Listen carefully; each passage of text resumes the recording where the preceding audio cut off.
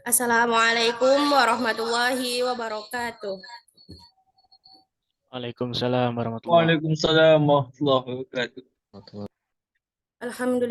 Alhamdulillahirabbil alamin wa bihi nasta'inu ala umuri dunya waddin. Asyhadu alla ilaha illallah wa asyhadu anna Muhammadan abduhu wa rasuluhu la nabiyya ba'da amma ba'du. Baiklah, selamat malam dan selamat bergabung para peserta ngaji BSA 2 dengan judul Langskap Bahasa Arab di Media Digital dengan Tantangan dan Peluang Kajian. Yang terhormat, Ketua sekaligus pemateri pada malam hari ini, Kakanda Refli Naldi M.Hum, sekaligus para pengurus Lisania Adabiyah yang berkontribusi pada acara pada malam hari ini, dan para peserta diskusi ngaji BSA 2 yang hadir pada kesempatan malam kali ini, termasuk para dosen yang telah hadir. Selanjutnya, kata sambutan dari Ketua Lisania Adabiyah yang akan diwakilkan oleh Kak Zikra Fadila. Kepada Kak Zikra Fadila dipersilakan.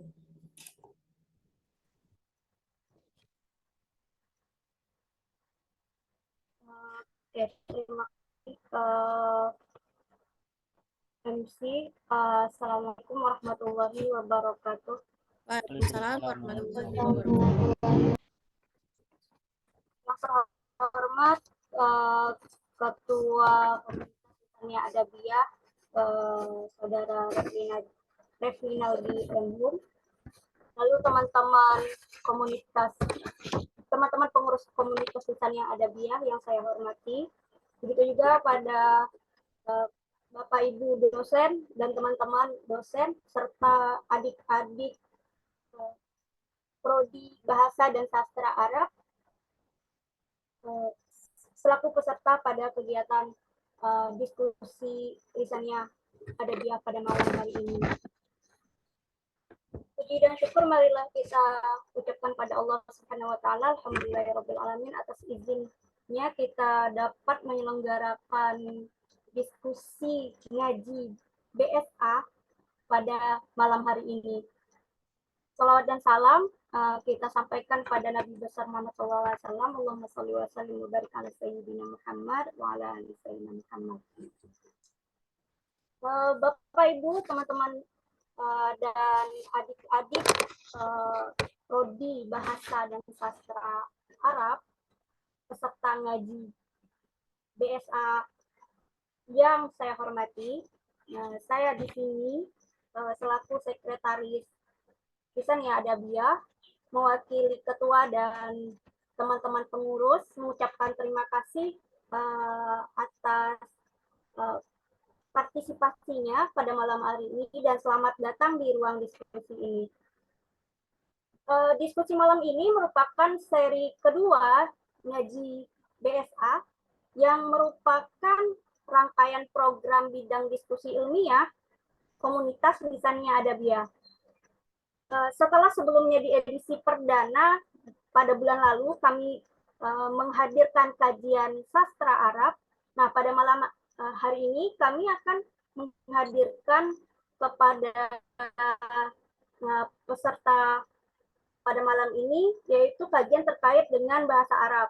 Nah, tema yang kami ambil pada kesempatan kali ini adalah bahasa Arab di era digital. Nah, kalau kita ngomong tentang era digital itu pasti akan berkaitan dengan kemajuan teknologi. Nah, masifnya perkembangan teknologi itu berdampak pada munculnya platform dan media digital. Nah, menjamurnya platform dan media digital ini juga memberikan dampak yang cukup signifikan terhadap perkembangan bahasa, dan itu juga berpengaruh terhadap bahasa Arab. Nah, fenomena yang seperti itu menjadi salah satu topik atau tema yang menarik untuk dikaji bagi kita penggiat atau pengkaji bahasa Arab.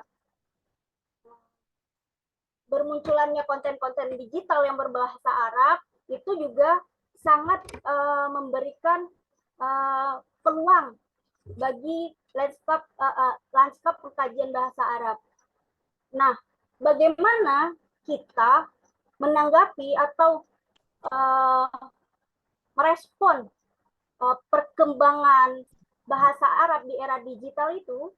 Nah, pada malam hari ini kami telah menghadirkan narasumber yaitu Saudara Reflinaldi M.Hum yang merupakan dosen muda di Prodi Bahasa dan Sastra Arab UIN Imam Bonjol Padang, dan juga beliau sekaligus adalah ketua dari komunitas Lisaniyah Adabiyah. Nah, beliau ini punya concern terhadap kajian bahasa di media digital, tidak hanya bahasa Arab, tapi juga salah satu kajian beliau yang pernah saya ingat itu adalah cara berbahasa mahasiswa IAIN Imam Bonjol pada beberapa tahun yang lalu sebelum menjadi UIN. Nah, itu menjadi salah satu objek kajian beliau bersama Prof. Heti Walwati. Nah, lalu bagaimana dengan kondisi sekarang terhadap kajian bahasa dan bahasa sastra Arab?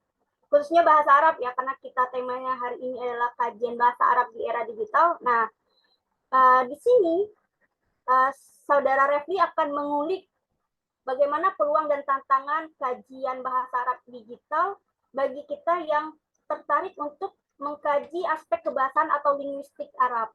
Nah, untuk itu saya ucapkan terima kasih atas kehadiran teman-teman dan selamat berdiskusi. Karena ini sifatnya informal, jadi teman-teman bebas bertanya dan fleksibel. Saya ucapkan terima kasih. Wassalamualaikum warahmatullahi wabarakatuh. Baiklah, terima kasih kepada Kak Zikra Fadila M.Hum MA. Acara selanjutnya yaitu memasuki acara yang ditunggu-tunggu yang akan disampaikan langsung oleh Kakanda Reflinaldi M.Hum dan yang akan dipandu oleh Saudari Resti Syaratul Aini S.Hum. Kepada Saudari Resti Syaratul Aini, dipersilakan mengambil alih acara pada malam hari ini. Baik, terima kasih atas kesempatannya MC. Assalamualaikum warahmatullahi wabarakatuh. Waalaikumsalam warahmatullahi wabarakatuh. Alhamdulillahirrabbilalamin wabihi nasta'in ala umurid dunya waddin. Salatu wassalamu ala rasulillahi ajma'in amma ba'du. Kepada kakak-kakak, abang-abang, dan juga teman-teman peserta diskusi, saya selaku moderator akan memandu diskusi kita pada malam hari ini. Diskusi kita pada malam hari ini adalah diskusi ilmiah yang kedua, yang insya Allah akan ada diskusi-diskusi menarik selanjutnya yang akan diadakan oleh komunitas Lisaniyah Adabiyah. Materi yang akan kita bahas pada diskusi kita malam hari ini yaitu mengenai topik lanskap bahasa Arab di media digital, tantangan dan peluang kajian yang akan dibahas bersama dengan pemantik diskusi kita yang telah hadir bersama kita pada malam hari ini. Beliau adalah Kakanda Reflinaldi M.Hum, yang merupakan dosen dari Prodi Bahasa dan Sastra Arab UIN Imam Bonjol Padang, di mana riwayat pendidikannya yaitu S1 dari Prodi Bahasa dan Sastra Arab IAIN UIN Imam Bonjol Padang. Selanjutnya S2-nya Prodi Linguistik Universitas Andalas. Langsung saja kita persilahkan kepada narasumber kita, Kakanda Reflinaldi M.Hum, untuk memantik diskusi kita pada malam hari ini. Silakan, Bang. Baik, terima kasih kepada moderator, teman-teman pengurus Lisaniyah Adabiyah dan juga partisipan diskusi kita malam ini. Assalamualaikum warahmatullahi wabarakatuh.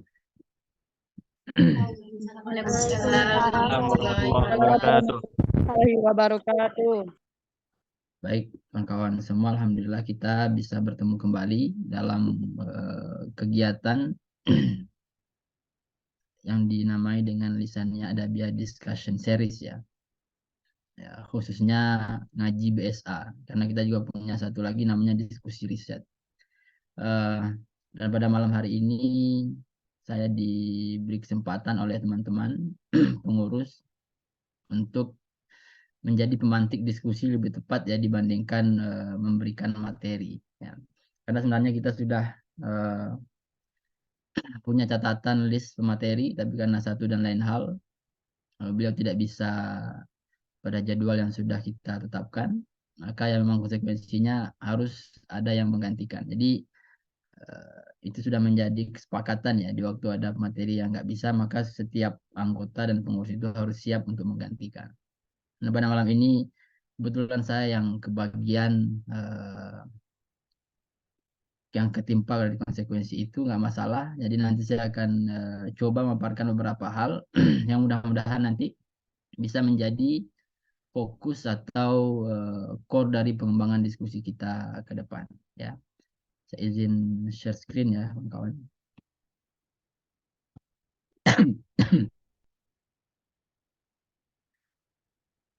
Oke, apa slide saya sudah tampil di screen kawan-kawan? Sudah, Bang. Sudah. Oke, nah topik yang saya angkat malam ini ya, lanskap bahasa Arab di media digital, peluang dan tantangan kajian. Saya perlu menjelaskan konteksnya terlebih dahulu. Awalnya ini memang topik diskusi yang ingin kita arahkan kepada prospek dan juga tantangan kajian-kajian bahasa Arab ya di berbagai platform media digital. Nanti kita coba lihat cuplikan-cuplikannya. Tapi beberapa situasi membuat saya sedikit nanti mengubah fokus diskusinya, karena di sini ada teman-teman mahasiswa dari S1 BSA ya, ini junior kawan-kawan lisannya Adabia. Nanti kita akan lebih banyak berkutat kepada teknis ya, teknis penemuan masalah penelitian. Jadi lanskap bahasa Arab ini nanti akan menjadi konteks atau lokus bahasannya. Bagaimana sih bentuk fenomena-fenomena bahasa Arab di media digital? Lalu dari fenomena-fenomena yang ada itu bagaimana kiat ya atau langkah-langkah kita menemukan masalah penelitiannya. Jadi ada sebuah masalah yang sampai hari ini juga masih terus berlangsung ya. Artinya sulit untuk kita atasi, yaitu masalah dalam menemukan masalah. Nah, ini unik masalahnya. Masalahnya adalah dalam menemukan masalah. Makanya kita sering dengar sampai sekarang, kenapa belum juga nulis skripsi, belum dapat masalah. Nah, itu sering kali kita dengar. Padahal mencari masalah penelitian itu sederhana. Ya, apalagi penelitian bahasa yang bahan masalahnya itu bisa kita dapatkan di mana saja. Ya. Terlebih lagi di era digital ini ya, kita dengan modal gadget ya atau smartphone yang kita punya, kita bisa menikmati limpahan atau banjiran data bahasa Arab yang nanti akan menjadi masalah penelitian kita. Nah, barangkali problemnya adalah kita belum memiliki perangkat atau instrumen teoritis ya, bagaimana bisa mengidentifikasi masalah itu. Sehingga sesuatu yang sebenarnya merupakan masalah atau peluang kajian bahasa Arab di depan mata kita, kita tidak menyadarinya. Kenapa? Karena kita barangkali belum punya mikroskop atau kacamata untuk melihat ini peluang masalah penelitian atau tidak. Nah, kurang lebih nanti kawan-kawan diskusi kita akan berputar dalam isu itu. Dan karena di sini juga teman-teman lisannya Adabia adalah mahasiswa S2 yang sedang jalan, yang ada juga yang sedang penelitian tesis. Nanti saya mengharapkan kawan-kawan juga memberikan masukan ya atau sharing pengalaman untuk adik-adik yang ikut diskusi kita pada malam ini. Ya. Nah, oke, teman-teman semua, saya kira apa yang dimaksudkan dengan perkembangan teknologi itu tidak perlu lagi saya uraikan panjang lebar karena secara praktis kita sudah menikmatinya setiap hari ya. Tapi yang harus kita pahami ya, bahwa perkembangan teknologi itu berdampak pada semua hal, betul sekali, tidak terkecuali studi bahasa. Ada banyak ya pergeseran atau perubahan fenomena bahasa di saat dunia nyata beralih kepada dunia virtual. Ya. Ya, kita bisa melihat orang bisa mengutarakan apa yang ingin mereka sampaikan secara lebih bebas dan leluasa ya. Artinya tingkat ekspresif manusia itu meningkat disebabkan adanya media digital itu.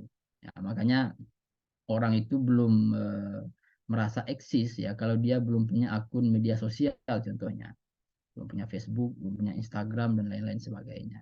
Ya barangkali ada orang-orang tertentu yang dunia ini nggak punya akun media sosial, tapi rata-rata orang di dunia itu mengikuti tren itu punya media sosial ya kira-kira begitu. Nah di media sosial itulah ya banjir data lingual itu terjadi. Akhirnya setiap hari kita bisa melihat bagaimana update-update di lini masa kita, baik itu di Instagram, di YouTube, ya, bagaimana YouTube menggeser peran televisi ya, yang dulu bisa dikatakan sebagai satu-satunya corong informasi, ya kita nggak bisa jadi artis kalau belum muncul di televisi. Tapi sekarang itu udah nggak berlaku lagi. Sekarang udah ada yang namanya selebgram, mungkin ada juga seleb TikTok ya, atau banyak sekali konten-konten kreator yang berkarir di YouTube, malahan konten-konten mereka juga lebih edukatif dibandingkan televisi. Lebih buruk dibandingkan televisi juga ada, ya itu kan sebuah fenomena, dia tidak mungkin positif semua. Nah, disitulah kita melihat banjir data lingual itu terjadi. Kita melihat updatean yang sangat cepat setiap hari. Mungkin ada caption-caption atau status-status atau berita-berita yang diupdate dengan sangat cepat ya. Kalau dulu koran itu terbitnya sekali sehari, pagi gitu kan, dikirim ke rumah-rumah. Kalau sekarang enggak, sekarang dalam sehari itu bisa sampai 30-40 kali update. Tanpa harus mengirim berita itu ke rumah-rumah orang. Cukup hanya dengan satu kali klik, berita itu langsung online dia. Bisa dinikmati oleh siapapun. Nah, jadi kawan-kawan, karena adanya latar ini, memang lanskap linguistik itu jadi lebih luas dia. Ya. Kita yang kadang mencari data bahasa itu ke lapangan, melihat tuturan-tuturan masyarakat secara langsung, sekarang juga bisa lihat di YouTube contohnya. Contohnya kita ingin meneliti tuturan, kalau sulit ke lapangan ya kita ambil saja contohnya meneliti tuturan di dalam talk show di YouTube bisa. Atau berita-berita, ya, komentar-komentar di YouTube, nah itu semuanya tersaji dan bisa kita akses dengan mudah. Nah, karena dia sudah masuk ke dalam ranah yang sangat kompleks ini ya kawan-kawan. Jadi kadang data bahasa itu dia lebih banyak sifatnya polilog ya dibandingkan monolog atau dialog. Polilog ini artinya orang ngomong semua tanpa tahu ini omongannya ditujukan kemana gitu ya. Kalau monolog itu dia satu arah, dialog itu dia dua arah ya jelas. Tapi kalau polilog ya semua orang ngomong, semua orang berkomentar, tapi tidak tahu komentar ini untuk menyahut yang mana kita tidak bisa memastikan itu. Ya, ini kurang lebih bisa kita lihat dalam kolom komentar ya. Mungkin nanti ada postingan di Instagram, di YouTube ya, atau di Facebook, lalu dibanjiri komentar, nah itu polilog ada di sana. Nah, apa yang akan menjadi dampak yang bisa membuat kita lebih mudah menemukan masalah penelitian, yaitu lahan baru kajian bahasa itu sendiri. Ya. Jadi lahannya nanti ada media massa online, ada YouTube, ada Twitter, Facebook, Instagram, dan sebagainya. Ya, mungkin kawan-kawan yang punya media sosial yang lain, nanti di situ juga akan sangat banyak data-data bahasa yang berseliweran. Nah, karena sekarang fokus kita itu adalah bahasa Arab, maka tentunya media online itu adalah media online Arab. Ya. Jadi lebih spesifik dia, enggak semua media online itu bisa menjadi lahan atau latar kajian bahasa kita. Kita spesifik kepada media online Arab. Nah, saya ingin memberi cuplikan terlebih dahulu ya, kira-kira seperti apa bentuk media online yang bisa kita ambil sebagai lahan mencari masalah penelitian. Ada satu teknik kawan-kawan untuk mencari masalah penelitian itu di media digital ini. Yang pertama, kawan-kawan bisa pakai teknik yang namanya follow the issue. Ya. Kita mengikuti isu. Nah, kalau yang kedua itu ya follow the platform. Kita mengikuti platformnya. Sederhananya seperti ini. Kalau kita mengikuti platform, barangkali ada satu media massa online, anggaplah itu Al Jazeera atau Al Arabia, ya kita mengikuti media massanya. Jadi kita tongkrongin terus media massanya, kita lihat update-update-nya apa saja yang ada di sana. Artinya ini kan fokus ya pada media-media massa tertentu. Nah, tapi yang lebih fleksibel menurut saya itu follow the issue. Ya. Artinya kita harus mencari isu-isu yang sedang hangat terjadi sekarang, lalu isu itu yang akan kita telusuri di berbagai platform yang ada. Ya.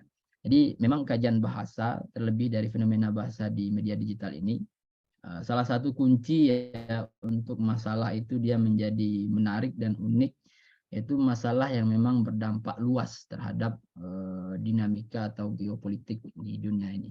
Jadi kalau sekarang kita ingin mencari masalah-masalah yang seperti itu, konflik Palestina-Israel contohnya itu sampai sekarang itu masih hangat diperbincangkan.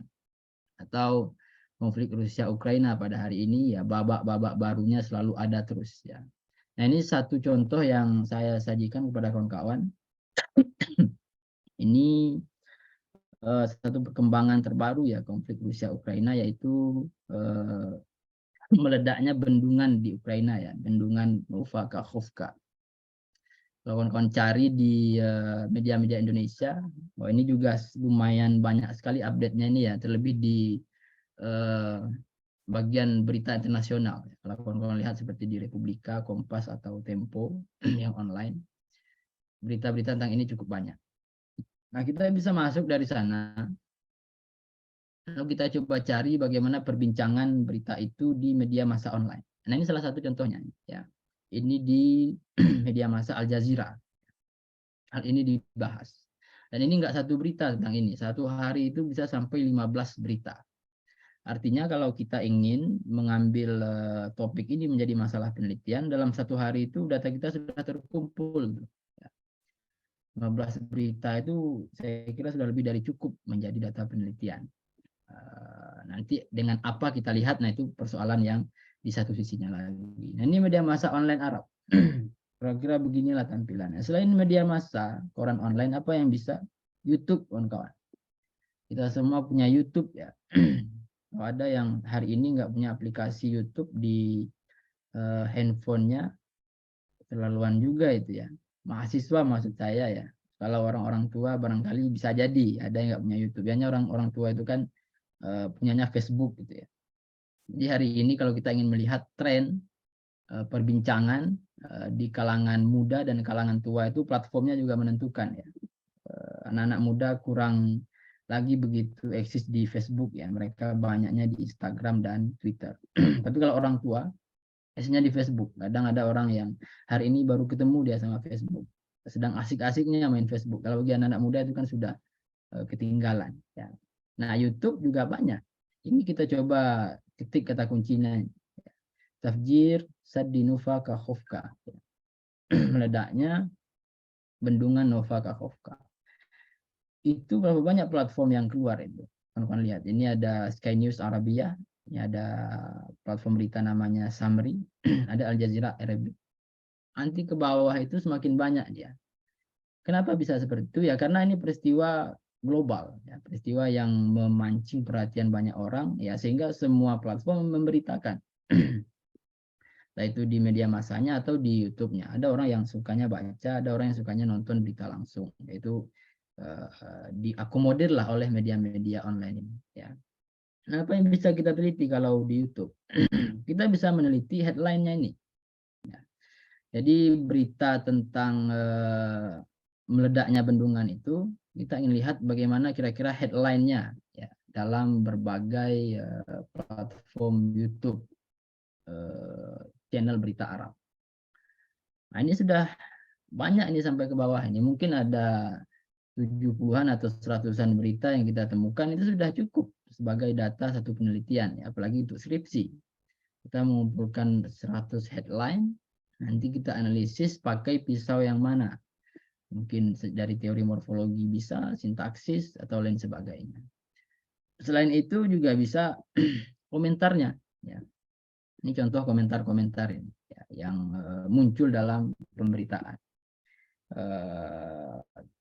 kajian-kajian yang seperti ini sudah dimulai ya beberapa tahun terakhir oleh senior kawan-kawan yang sekarang sedang studi S2 ini, pengurus lisannya Adabiyah ini juga banyak yang studinya itu rata-rata di media digital ya. Ada berita, ada headline di YouTube ya, ada komentar, ada meme di Instagram dan lain sebagainya. Itu semuanya bisa kita teliti ya. Ya kalau di komentar ya kira-kira beginilah tuturan-tuturannya kawan-kawan. Kalau di headline ya dia satu arah saja. Tapi kalau di komentar kita akan menemukan adanya fenomena berbahasa yang polilog tadi. Ya, semua orang melepaskan komentarnya dan bagaimana nanti kita menganalisis itu. Kita bisa menganalisis sentimennya, bisa ya kita bisa menganalisis bagaimana ekspresi tuturannya ya dalam pragmatik contohnya dan lain sebagainya. Ya, tapi YouTube adalah sebuah lahan yang saya kira cukup menarik ya. Kalau di media massa itu kita fokus pada beritanya, komentarnya jarang ya. Jarang memancing orang itu untuk berkomentar terhadap berita di media massa. Tapi kalau YouTube sudah ada isu yang sangat sensitif ya. Apalagi ini ya isu-isu kemanusiaan, peledakan bom dan sebagainya itu orang berkomentar semua itu. Ada yang mengumpat, ada yang mendoakan korbannya dan lain sebagainya. Komentar-komentar itu adalah lahan kajian kita yang bisa kita garap melalui penelitian. Selain YouTube, apalagi ini kita juga bisa lihat di Twitter ya.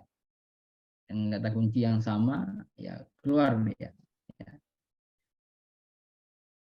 Di Twitter kita bisa lihat ini juga ada kanal berita ya Al Arabiyah. Tapi kita sebenarnya juga bisa follow tidak hanya kanal berita resmi ya, tapi kalau di Twitter itu kita bisa mencarinya berdasarkan hashtag ya. Jadi penelitian kita itu fokusnya pada hashtag tertentu, kira-kira begitu. Atau trending tertentu yang ada sekarang. Kalau di Indonesia sekarang apa trendingnya? Ya kalau di Arab apa trendingnya? Lalu kita ambil satu trending itu, data-datanya kita kumpulkan, maka itu menjadi bahan penelitian kita. Kalau ini bukan hashtag ya, ini pencarian manual dengan kata kunci yang sama ya. Tafjir, Sadinova, Kahofka, maka muncullah banyak postingan-postingan terkait itu. Medianya saja yang berbeda, karena medianya berbeda maka tampilannya juga berbeda. Cara mengambil datanya juga berbeda. Kalau kita mengekstrak data dari YouTube contohnya, komentar YouTube itu ya kita bisa pakai aplikasi-aplikasi sederhana ya. Seperti YouTube Comment Downloader. Tapi kalau dari Twitter ya kita butuh aplikasi yang lain lagi. Bagaimana kita menyedot datanya itu. Dan data dari Twitter itu bisa diambil, kalau saya tidak salah, itu dalam 7 hari ke belakang. Kalau kita pakai aplikasi Python ya. Tapi kalau sudah hari ke-8 ke belakang itu udah nggak bisa diambil lagi. Kalau saya tidak salah begitu ya. Nah, dia juga cara kerjanya sama. Disedotnya semua bahasa-bahasa yang muncul itu, nanti kita baru bisa baca, kita lihat apa yang ada nih, apa yang bisa dikaji nih. Lalu dari perspektif apa itu bisa dikaji. Ya. Nah, jadi data itu, jadi dia tidak sedikit ya, jadi dia tidak tunggal ya. Karena seringkali kita mengangkat masalah penelitian, datanya satu. Atau saya juga sering singgung di kelas itu kita ngangkat penelitian tapi meneliti lirik lagu, lagunya satu. Nah itu kan sedikit sekali. Bagaimana kita mau mengkaji data yang sekecil itu? Ya bagaimana cara mengembangkannya? Tentu nanti kesimpulan yang kita bangun juga akan sangat lemah karena berdasarkan data yang sedikit. Ya. Nah tapi kalau kita lihat ke sini, ya ke YouTube, ke media massa, ke Twitter, itu datanya banyak. Jadi kita berhadapan dengan data yang cukup, kita tinggal pilih apa perspektif yang pas untuk mengkajinya. Instagram, ya kita juga punya Instagram semua. Cuman persoalannya seberapa efektif Instagram itu kita arahkan untuk kegiatan penelitian kita. Nah, Instagram mahasiswa tentu beda ya dengan Instagram orang biasa. Instagram orang biasa itu yang di follow ya akun-akun hiburan barangkali atau akun-akun selebritis yang diidolakan ya sesuai kepentingan. Tapi kalau akun Instagram mahasiswa maka yang di follow-nya itu adalah ya akun-akun yang bisa menunjang proses studinya. Kalau sekarang proses studi itu masuk kepada tahap penulisan tugas akhir, Ya maka bagaimana caranya Instagram yang kita punya itu kita berdayakan untuk membantu kita. Nah, jadi ya sumber dayanya sebenarnya kita sudah punya ya, cuman belum efektif saja kita arahkan untuk itu.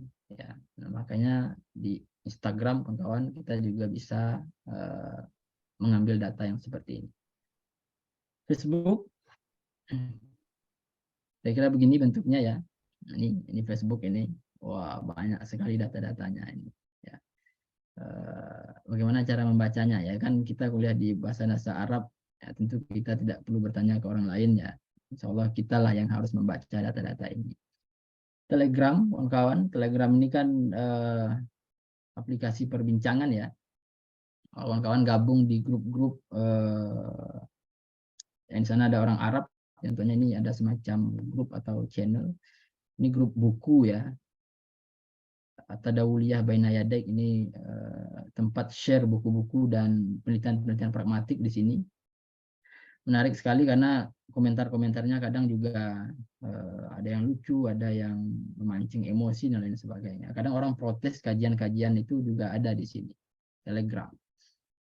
Apalagi WhatsApp ya. WhatsApp nanti kalau kita punya WA yang mana di situ ada bahasa Arabnya, kita bisa kaji. Ini salah satu contoh ini grup WA kelas Tarjamah Arab Indonesia.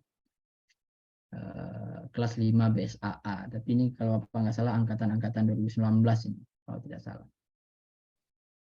Nah, itu perbincangannya menggunakan bahasa Arab nih, kawan-kawan. Ya. Grup WA ini bisa kita teliti. Kenapa? Karena bahasa yang dipakai, ya, fenomena-fenomena lingual yang dilemparkan ke sini itu fenomenanya berbahasa Arab. Kalau kita ingin mengkaji linguistik bukan hanya bahasa Arab, ya semua grup WA bisa kita kaji tuh. Ya. Perbincangan orang di WA gitu kan, di Telegram. Nah, tapi karena kita khusus bahasa Arab ya maka harus grup WA yang mengeluarkan bahasa Arab pula. Nah, ini beberapa contoh ya kawan-kawan lanskap bahasa Arab di media digital. Nah, apa itu lanskap? Ya lanskap kira-kira bentangan secara luasnya lah, kira-kira itu maksudnya ya. Jadi kita bisa melihat bahwa bahasa Arab di media digital itu bisa kita temukan di banyak platform ya. Mungkin ada platform yang luput dari pencantuman saya di sini ya. Ada aplikasi-aplikasi perbincangan yang lain dan lain sebagainya tidak saya cantumkan. Nah, maka itu juga bisa ya selagi ada data bahasa Arab di sana. Apapun itu medianya bisa kita kaji, kawan-kawan. Tinggal lagi itu isunya menarik atau tidak. Nah, itu. Jadi kalau selagi ada bahasa Arab boleh kita bisa kaji itu. Nanti apa yang mau dikaji, mau mengkaji bunyinya bisa, bentuknya, fungsinya, maknanya, nilainya, ideologinya bisa. Cuman kira-kira itu menarik nggak untuk dikaji? Nah, itu kan persoalan lain setelah ini. Ya. Nah, jadi dari tadi sekian banyak data-data itu ya, yang bisa kita temukan dari berbagai platform itu, bagaimana caranya kita menemukan masalah penelitian bahasa Arab, gitu kan? Datanya sudah banyak nih, ya kita sudah sedot dari Instagram, dari YouTube, dari Twitter, topik-topik tertentu, lalu kita punya bank data, tapi masalahnya juga belum ketemu. Nah, kira-kira apa lagi masalahnya? Ya, masalah dalam menemukan masalahnya. Jadi kawan-kawan, masalah penelitian itu merupakan gabungan dari objek dan perspektif. Ya. Jadi masalah penelitian itu bukan hanya persoalan data tadi. Kalau data itu adalah wawasan lapangan atau objek kajiannya. Jadi kita boleh punya data yang banyak. Kita punya bank data, kita ambil, kita update terus. Ya. Artinya setiap hari kita tongkrongin tuh media-media. Kita ambil data-data dari sana, kita punya banyak wawasan lapangan atau objek. Tapi dengan modal itu saja, masalah penelitian itu belum bisa kita temukan. Nah, kenapa seperti itu? Karena masalah penelitian itu gabungan dari objek dan perspektif. Nah, perspektif ini yang sering menghambat orang itu melihat masalah penelitian. Karena perspektif ini urusan keilmuan ini, kawan-kawan. Ya.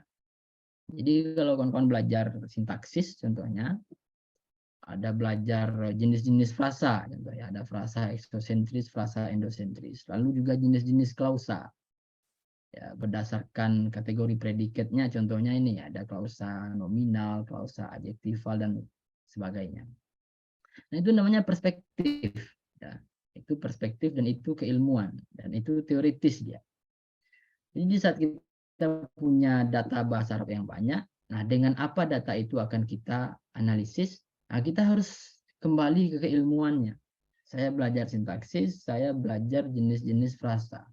Maka kajilah jenis-jenis frasa dalam headline berita Arab tentang meledaknya bendungan di Ukraina tadi itu. Udah ketemu tuh masalah penelitian satu dan itu clear itu masalah penelitiannya.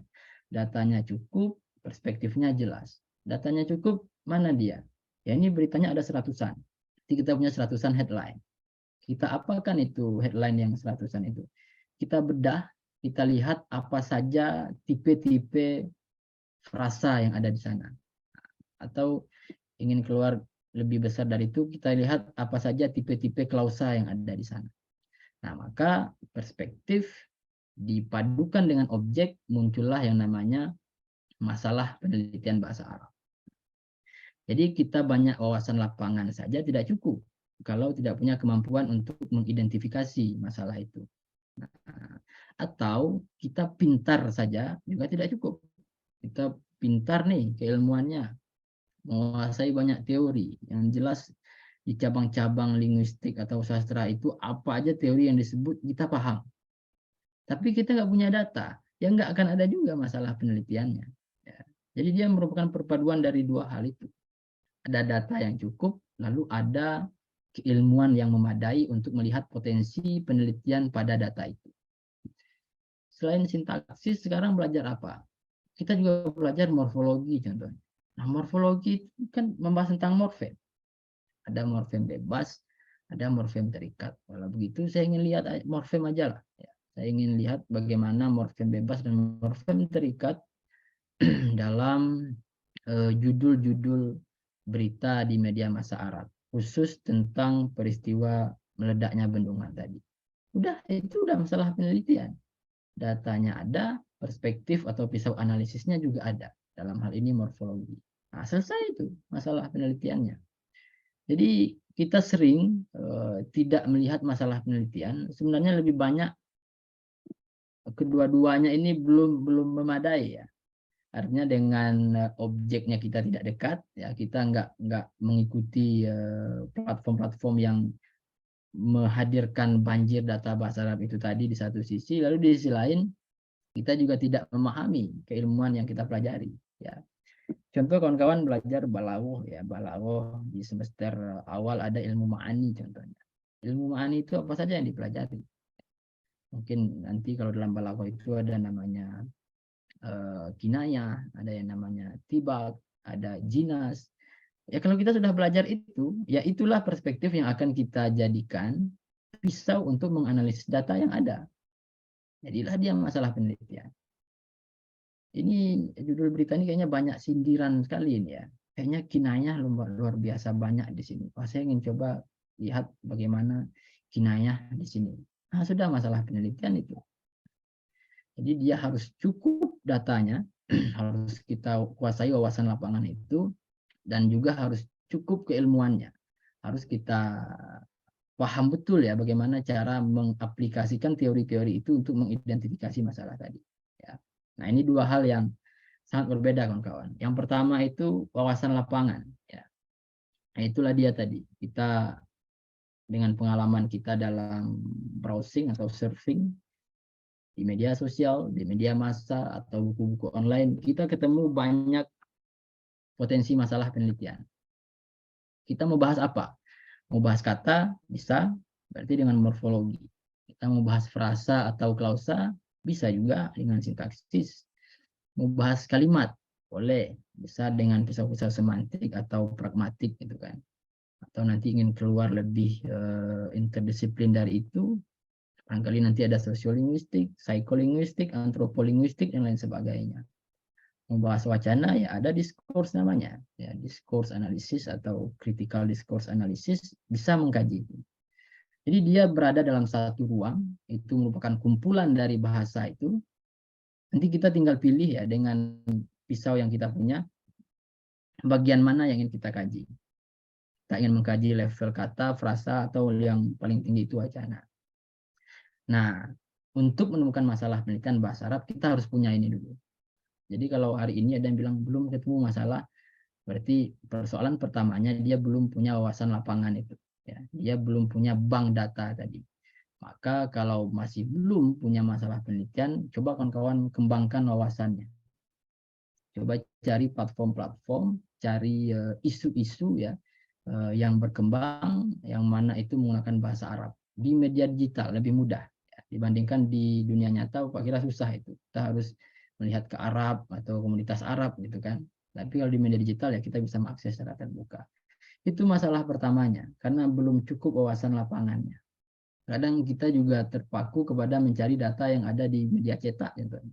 Lihat data yang ada di buku, lihat data yang ada di koran cetak. Nah itu kan terbatas sekali aksesnya kadang-kadang. Tapi kalau dia sudah digital, maka aksesnya lebih mudah ya dan lebih terbuka. Nah itu peluang kita untuk membuat kajian itu menjadi lebih mudah untuk didesain atau dikonsep. Wawasan lapangan pertama. Dan yang kedua, ini yang paling penting ya, kemampuan kita untuk mengidentifikasi masalah itu. Nah ini terkait pemahaman kita tentang materi kuliah lagi. Ya. Jadi kita kuliah itu apakah yang kita pelajari ya, karena kita belajar jenis-jenis frasa, jenis-jenis klausa, hanya sebatas sebagai wawasan, atau ingin kita implementasikan lebih jauh lagi sebagai pisau untuk membaca data tadi. Gitu kan? Kita sudah belajar jenis-jenis klausa contohnya. Bagaimana caranya biar bisa lebih paham? Terapkan itu ke dalam data-data bahasa Arab. Jadi kita kumpulkan data-data bahasa Arab dari media sosial tadi, anggaplah satu berita saja contohnya kan. Kan itu banyak itu, ada 5-6 paragraf. Nah, kita identifikasi itu.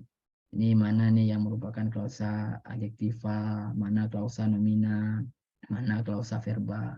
Itu kawan-kawan sangat melatih sekali insting ya atau naluri peneliti kita ya.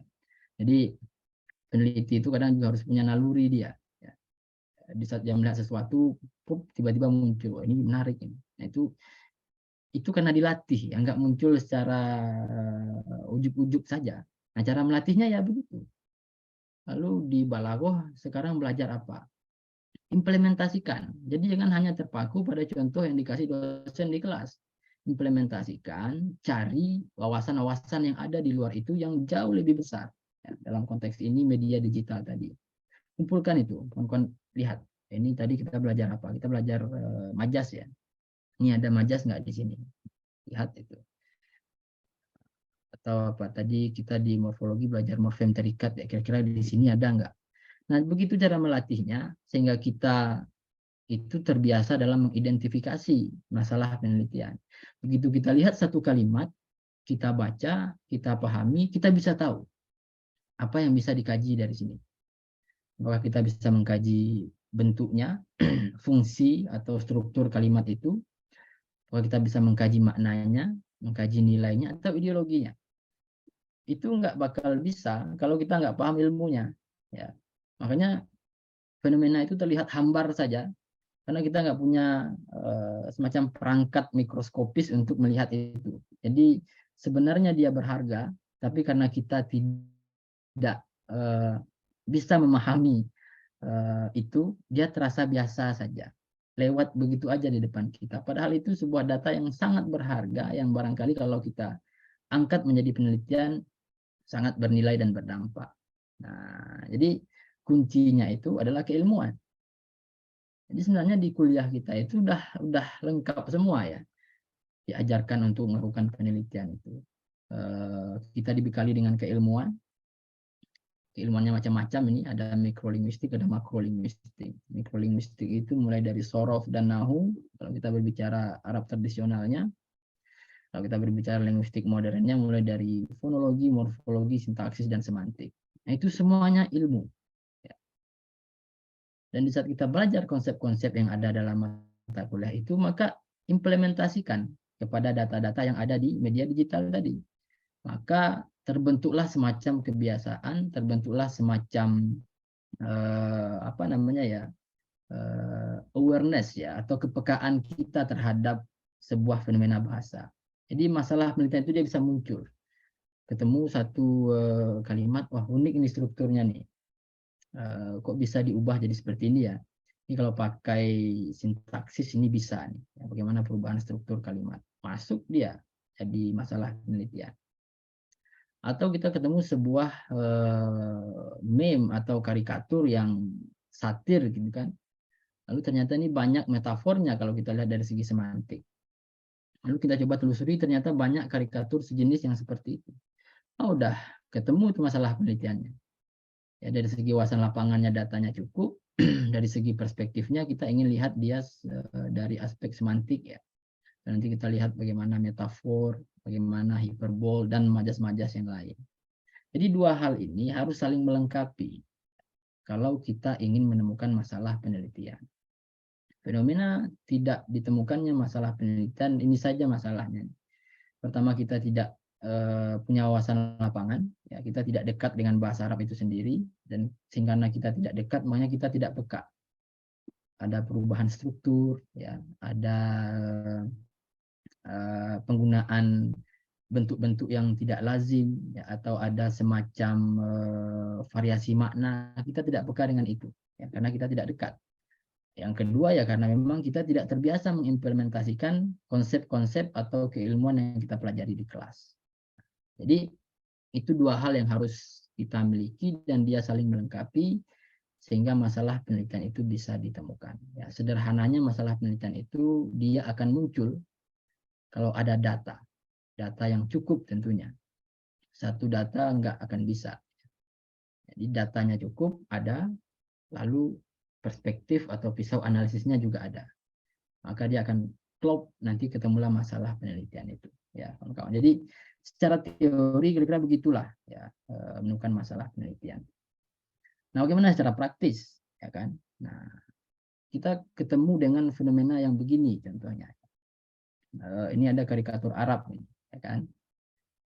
Kita ketemu ini di Twitter, gitu kan? Ini kan karikatur nih. Artinya dia punya konteks ya, di luar teks.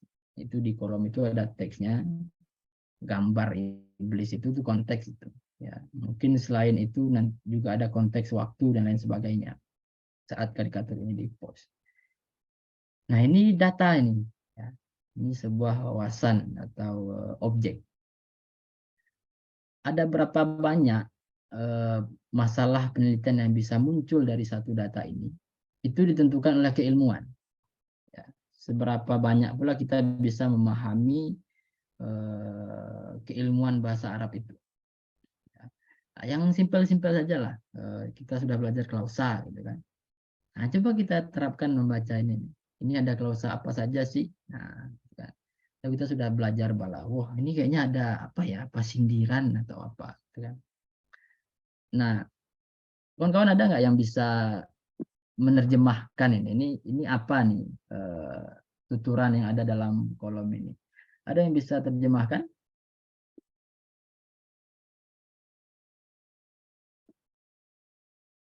Nanti ada yang bisa dikasih hadiah sama kakak-kakaknya itu.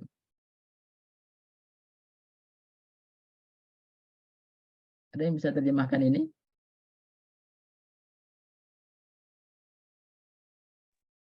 Cuma bisa ngasih akadnya, Pak. Gimana, Sukri? Cuma bisa ngasih akadnya, Pak. Masyarakat ya. Nah, nanti kita cari yang nerjemahinnya. Coba Sukri apa bacanya itu? Bismillahirrahmanirrahim.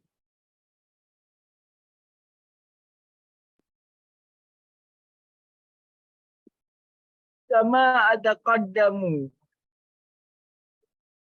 bijazil syukri للدراما العربية ولقنوات الفتنة والفرقة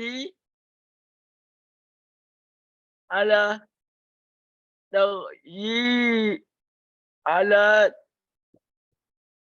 تغطيتها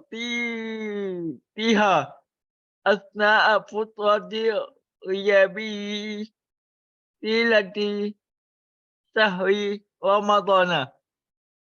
Oke, baik. Itu versinya Sukri ya. Dan kita cukupkan satu versi saja dulu. Apa kira-kira terjemahannya ini? Langkah pertama menemukan masalah penelitian itu kita memahami datanya. Ini data nih kan. Ya kita harus paham dulu nih. Ini apa isinya. Kalau kita nggak tahu apa isinya ya nggak bisa melangkah ke tahap yang lebih serius untuk menentukan masalah penelitian apa yang ada di sini. Ya. Ada yang bisa kawan-kawan menerjemahkan ini satu kalimat ini ya. Ini satu kalimat ini. Cuma dia 4 baris saja. Siapa yang bisa? Kama ataqaddamu bijazili syukri ya. Saya menyampaikan terima kasih banyak kira seperti itu di drama Al-Arabiyah untuk drama-drama Arab. Untuk drama Arab dan saluran hasutan band. Oke, dan channel-channel gosip kira-kira seperti itu ya. channel musik. Untuk Terus? mengatasi ketidakhadiran saya selama bulan Ramadan. Nah, ya. Itu Razik ya. Jadi ini iblis nih, iblis itu kan konteksnya di bulan Ramadan itu dia diikat gitu ya. Nggak dikeluarkan, nggak bisa kemana-mana dia. Tapi dia bilang terima kasih juga. Kemana dia berterima kasih? Dia terima kasih kepada drama-drama, lalu channel-channel gosip dan juga musik gitu ya. Yang sebenarnya menggantikan dia di sepanjang bulan Ramadan itu. Ya. Jadi iblis itu walaupun dia nggak ada, tapi drama channel-channel ini sebenarnya menggantikan dia. Ya mungkin maksudnya kurang lebih drama itu sifatnya sama seperti sifat iblis itu. Ya. Memancing manusia juga untuk melakukan hal-hal yang tidak baik ya. Mungkin dari nonton gosip ya orang bisa ikut-ikut bergosip. Ya, dari nonton drama ya orang bisa melakukan hal-hal yang lain. Makanya iblis itu dia mengucapkan terima kasih. Nah ini karikatur kawan-kawan dan ini sindiran. Nah, apa kira-kira yang bisa kita pakai untuk mengkaji ini? Nah, dari balaghah kira-kira apa ini? Nah, mungkin bisa kinayah atau apalagi dan segala macamnya. Berarti kita pakailah pisau tadi itu untuk menganalisis data-data karikatur ini. Nah, sampai di tahap itu kita baru menemukan bibit masalah baru. Nah, kenapa bibit? Ya karena baru satu. Kan kita nggak tahu hal-hal seperti ini masih ada nggak ya di tempat yang lain. Jadi satu masalah saja tentu tidak cukup kawan-kawan. Kita harus punya lebih dari itu. Nah, makanya kita harus cari ya, data yang lebih banyak lagi. Ya. Itu kan satu sebagai pembuka ya. Berarti ini kita ketemu bibit masalah. Nah, bagaimana cara selanjutnya? Kita telusuri yang lebih banyak lagi. Maka kita harus mengoleksi karikatur-karikatur yang lain. Jadi kan itu kita ketemu di satu akun Twitter contohnya. Nah ini yang juga sering Bapak sampaikan di kelas. Ada kemarin yang meneliti di Majas di satu buku hadis. Begitu ditanya pas benar proposal, coba kasih contoh 1 atau 2 fenomenanya. Dia nggak bisa kasih. Karena ternyata fenomenanya cuma 1. Dan atau bahkan tidak ada sama sekali. Nggak bisa. Nah, kalau yang tadi kita temukan itu, ya, itu fenomena benar. Tapi kan fenomenanya baru 1. Kalau 1 mana bisa jadi bahan penelitian. Lalu apa langkah selanjutnya? Telusuri. Telusuri jalannya sampai kita ketemu data yang cukup. Ini kawan-kawan kalau kita lihat ada sekitar 115 karikatur Arab. Ini Bapak dapatkan di salah satu akun Twitter. Saat dulu konflik Suriah ya, Arab Spring itu sedang panas-panasnya. Ini banyak sindiran-sindiran untuk Bashar al-Assad gitu ya. Nanti konteksnya banyak sekali ya, ada yang menyamakan Bashar itu dengan Hitler, ada Khomeini dan lain sebagainya. Nah ini kan sebuah proxy war ya, atau propaganda yang dilancarkan oleh pihak-pihak yang sebenarnya juga terlibat dalam peperangan. Mereka perang dengan cara yang lain. berperang di ranah cyber warfare ya, atau perang cyber. Kita ketemu satu tadi ya, dan kita sudah dapat itu apa bibit penelitiannya, maka kita telusuri lagi untuk mengembangkan. Cukup datanya bisa jadi masalah penelitian. Nah, tapi kalau datanya 1, 2, 3 mana bisa? Kawan-kawan nulis skripsi atau nulis tesis datanya cuma 1. Ya nggak bisa lah. Ya, makanya kalau headline berita ya 100-an lah, cukup dia. Nah, hal yang sama juga begitu kawan-kawan ya. Kita bisa mempraktikkan hal yang sama kepada data-data yang lain. Kita baca datanya, ini contohnya iklan ini, lalu kita buat list fenomena apa yang kita temukan.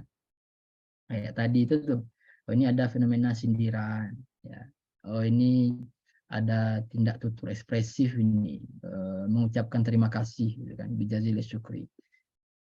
Kita buat listnya di sini, sehingga nanti setelah kita temukan data-data yang lain, kita bisa lihat apa fenomena yang dominan, dan fenomena yang dominan itulah yang nanti akan kita angkat menjadi masalah penelitian. Hal yang ini juga sama nih, ya. Isu kan menuju Ma'amis Green ini kan iklan permen ini ya, ini kan dibuat demikian permen ya, kayak apa ini ya, pakai cincin emas, kayak istri pejabat yang sedang flexing sekarang lah ini ya, kayak gayanya seperti ini. Nah ya kita coba lihat isu ini, ada Phil Amar ini kayaknya juga ada tindak tutur nih ya, tindak tutur direktif, list di sini gitu. Miss Green, apa itu Miss Green? Ternyata Miss Green itu permen berwarna hijau. Permen kok dibikin sama seperti manusia ya, berarti ini ada personifikasi. Wah, list di sini berarti juga ada fenomena majas dalam iklan yang 1 lembar ini. Lanjut lagi ke bawah dan seterusnya. Nanti lihat lagi data yang lain. Jadi prosesnya itu enggak berhenti sampai di situ. Nah, kita banyak yang setelah kita ketemu satu fenomena, kita anggap itu sudah selesai saja itu pencarian masalah. Ya, tidak. Satu fenomena itu untuk men-trigger saja kawan-kawan, untuk memicu masalah penelitian yang sesungguhnya, ya, yang lebih layak dan pantas. Ya. Jadi nggak bisa berbekal satu karikatur ini kita nulis skripsi, nggak bakal bisa ini. Atau satu iklan ini mau bikin tesis, nggak bakalan. Tapi kita butuh data yang lebih banyak lagi dari ini. Sehingga menjadi korpus dia, menjadi sebuah bank data yang variasinya cukup, sehingga kita bisa mengkaji itu, dan argumen atau kesimpulan yang kita bangun dari kajian itu juga memadai ya untuk menghadirkan yang namanya novelty atau kebaruan penelitian. Nah, di kawan-kawan, itulah kira-kira gambarannya ya, bagaimana bahasa Arab di media digital itu sebenarnya secara peluang itu sangat-sangat membantu kita ya. Dulu kalau kajian-kajian filologi itu, kajian naskah itu biasanya kita hunting naskah itu ke pelosok-pelosok gitu kawan-kawan. Kalau sekarang nggak harus begitu, karena ada database di internet yang sudah menyediakan naskahnya, sudah didigitalisasi. Nanti ada senior kawan-kawan, Kak Zikra dan Bang Firly itu menekuni naskah ya, punya banyak wawasan tentang itu. Jadi kita sangat terbantu dengan media digital itu, dan sangat aneh sekali dengan adanya media digital kalau hari ini masih ada yang mengatakan susah menemukan masalah. Nah, makanya problemnya pasti ini. Di saat kita tahu ini problemnya, kawan-kawan, tolong cepat bereaksi. Ya. Ada wawasan lapangan, ganti lingkungannya. Itu kawan-kawan punya Instagram, punya YouTube, punya semuanya lah yang ada di gadget itu, silakan arahkan itu untuk kepentingan studi kawan-kawan, untuk follow-follow yang fenomena berbahasa Arab itu tadi. Lalu kita belajar di kelas, tolong implementasikan konsep-konsepnya langsung. Ya. Sehingga kita terbiasa menyimpulkan fenomena yang kita temui. Jadi waktu orang ketemu bahasa Arab, lalu ditanya kita, gimana menurut Anda bahasa itu? Yang kita jawab itu bukan tulisannya bagus. Oh iya, rancak tulisannya, Mak. Bukan itu yang kita jawab. Kalau itu nampak sekali nggak teoritis dia. Tapi kita menjawabnya, oh ini bentuk sindiran ini. Nah, kenapa begitu? Ya, karena ada konteks di balik ini. Nah, kalau sudah sampai di sana, kawan-kawan, Bapak kira menemukan masalah penelitian itu bukan hal yang pelik lagi ya. Karena kita sudah terbiasa melatih diri kita, dan di saat kita ketemu sebuah fenomena, alarmnya secara otomatis bunyi aja. Ini ada peluang penelitian nih, ada masalah yang menarik ini. Ketemu satu seperti ini, kita elaborasi, cari lebih banyak untuk menemukan kecenderungan atau dominasi datanya, kira-kira lebih mengarah kemana yang pas untuk kita kaji. Nah, kalau sudah ditempuh langkah-langkah itu, maka insya Allah ya kawan-kawan, itu masalah penelitian itu sudah aman ya. Tinggal lagi bagaimana kita lanjutkan masalah itu ke tahapan penulisan proposal. Bagaimana mengolahnya sebagai sebuah ajuan yang akan kita negosiasikan nanti dengan banyak orang ya, mungkin dosen PA kita, sekretaris dan kaprodi, atau juga narasumber seminar, sehingga masalah dan proposal itu bisa diterima. Nah, ini barangkali yang bisa saya paparkan kawan-kawan semua sebagai pemantik diskusi kita saja.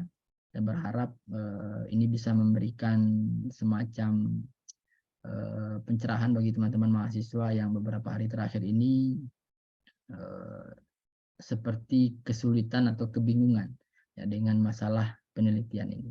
Kawan-kawan masih semester 4 ya, nanti semester 5, semester 6 akan ketemu lagi ya, yang kajian yang lebih lanjut dan mungkin lebih fokus dan juga mendalam ya. Saya harap hal-hal seperti ini bisa kita pahami dan kita tuntaskan bersama. Itu saja teman-teman semua, terima kasih atas selanjutnya saya kembalikan kepada moderator. Silakan. Terima kasih kepada Bang Refli Naldi selaku pemantik diskusi kita pada saat ini. Luar biasa ya insight yang kita dapatkan dari Bang Refli Naldi ini. Selanjutnya, saya akan membuka kesempatan untuk para peserta yang ingin bertanya. Untuk sesi pertama ini akan dibuka 3 orang penanya terlebih dahulu. Jika waktunya masih cukup, akan kita lanjutkan ke sesi kedua. Baiklah, kepada 3 orang penanya pertama, disilahkan bagi yang ingin bertanya.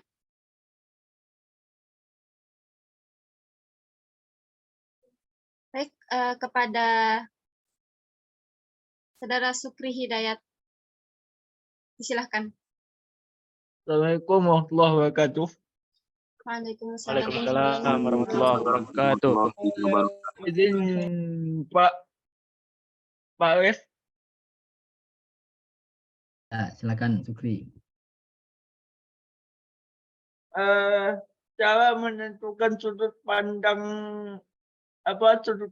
penelitian itu gimana Pak, supaya cocok dia Pak gitu Pak. Soalnya kalau masalah udah ketemu, terus masalah itu dipandang dari mana gitu Pak. Gimana cara menentunya gitu Pak.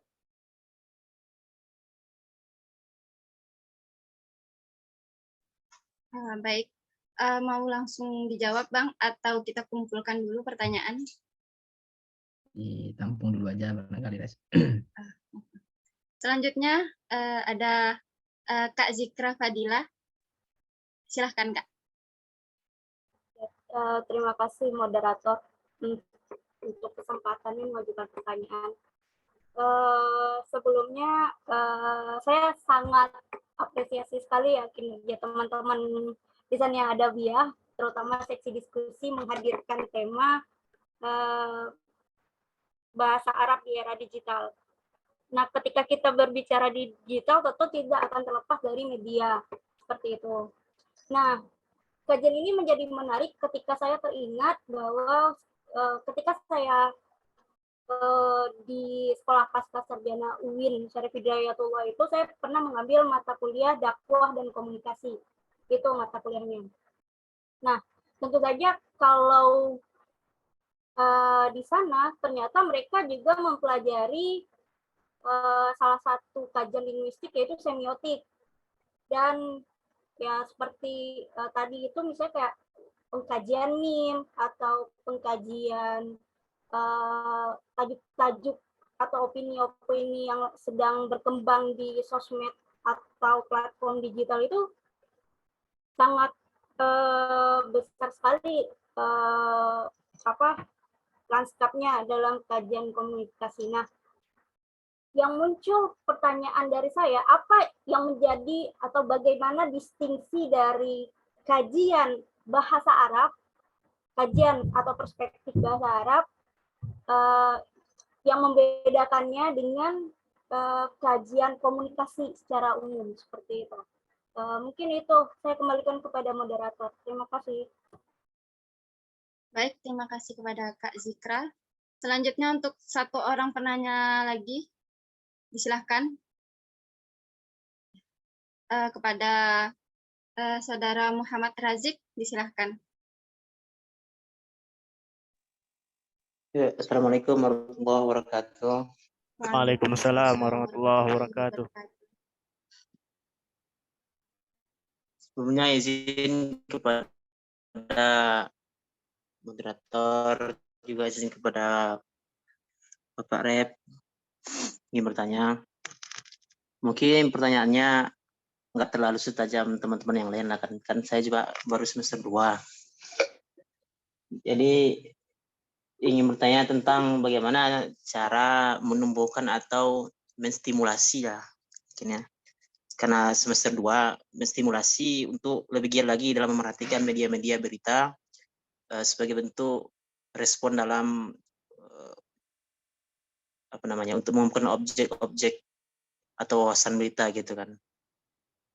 Kan baru semester 2 gitu. Jadi yang pertama bagi saya itu mungkin hanya untuk simulasi lah dulu ya, stimulasi semangat supaya lebih giat lagi gitu dalam memerhatikan media-media Arab ini untuk mengambil pemahaman gitu terkait berita-berita yang disampaikan. Ya mungkin hanya itu saja. Dikembalikan kepada moderator.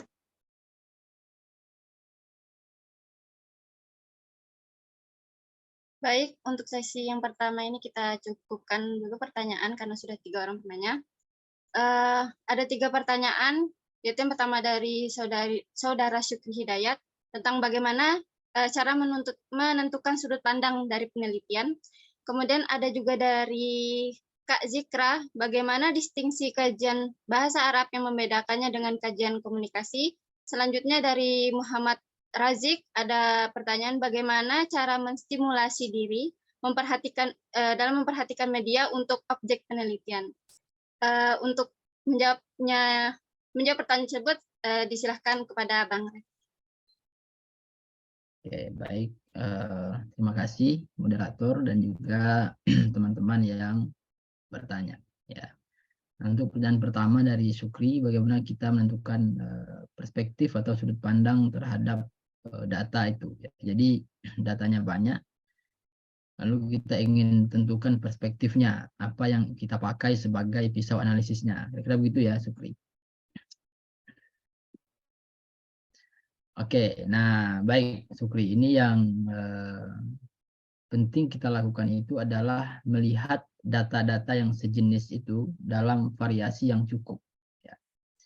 Jadi kalau dalam metodologi penelitian itu ada teknik sampling namanya snowball sampling. Ya. Hanya teknik sampling yang mengibaratkan pencarian data itu seperti bola salju. Ya, kita harus menggelindingkan terus bolanya sampai nanti sebesar mungkin nggak ada lagi salju yang bisa nempel, baru data itu dikatakan sudah jenuh dia.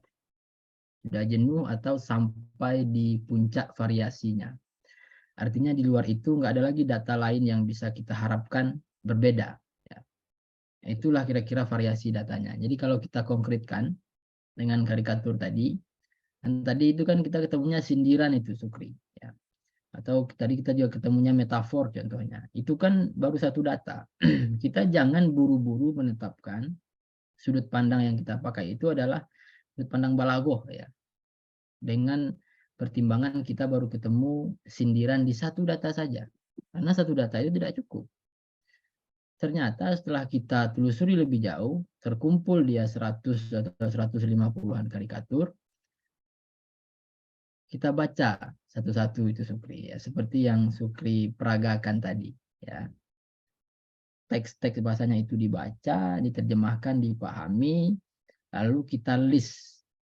Ya, seperti tadi sudah Bapak tampilkan itu ya. Nih. Nah, jadi bikin list dulu apa fenomena yang ditemukan. mungkin di sini kita ketemu fenomena metafor ya. Tapi kalau kita kumpulkan karikatur yang lebih banyak lagi, bisa jadi metafor itu bukan yang dominan. Bisa jadi yang dominannya hyperbol gitu. Atau personifikasi seperti yang di iklan tadi gitu kan. Nah, jadi kita kumpulkan datanya, lalu kita baca, kita lihat kecenderungan datanya. Begitu Sukri.